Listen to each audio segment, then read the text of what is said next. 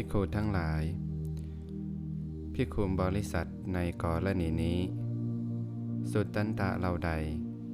ที่นักกวีแต่งขึ้นใหม่เป็นคำห้อยกองประเภทกาบกรมีอักษรสละสลวย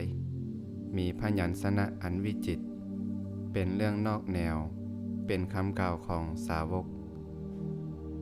เมื่อมีผู้นำสุตตันตะเหล่านั้นมากล่าวอยู่เจ้าจะบ่ฟังด้วยดีบ่เงี่ยงหูฟังบ่ตั้งจิตเพื่อจะหูทั่วถึงและจักบ่สำคัญว่าเป็นสิ่งที่ตนควรศึกษาห้ามเหียนส่วนสุตตันตะเหล่าใดที่เป็นคำของตถาคต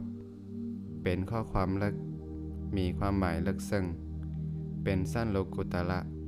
ว่าเฉพาะเรื่องสุญญตาเมื่อมีผู้นำสุตตันตะเหล่านั้นมากล่าวอยู่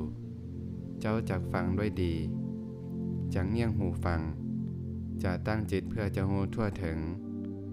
และจักสำคัญว่าเป็นสิ่งที่ตนควรศึกษาห้ามเหียนจึงพากันห้ามเหียนไต่ถาม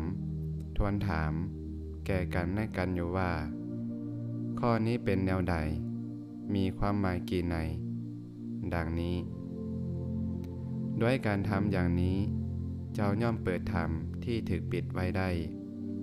ธรรมที่ยังบอกปรากฏเจ้าก็จะทำให้ปรากฏได้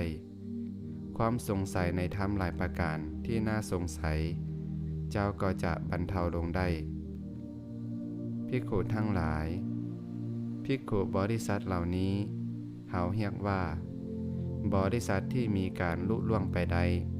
ด้วยการสอบถามแก่กันในการเอาเอง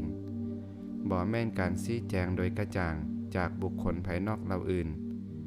ปฏิปุษสาวินีตาปาริสาโนโอกาจิตวินีตาจัดเป็นบริษัทที่เลิศแล